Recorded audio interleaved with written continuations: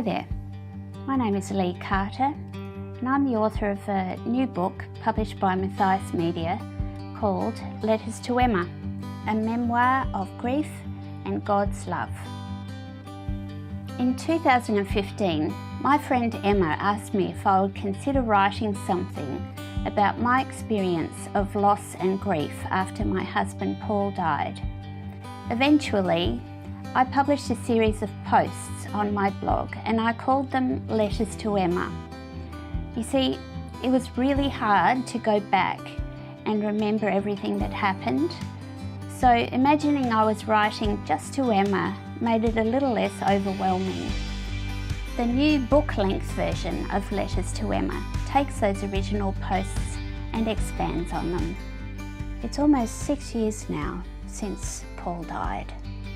Losing him marked the beginning of the hardest, darkest time in my life, but it made me want to think carefully and deeply about what really does happen when we die, and how does a loving, all-powerful God use even terrible things for my good. So I've done my best to be as open as I can about my experience of death and grief as a Christian. By telling it straight, I hope that I can make things just a little easier for grieving people, to help them recognise that they're not alone, and I hope that the people who love them might gain some insight into their pain. You see, my experience is very personal, but in some ways, I've experienced grief the way everyone does.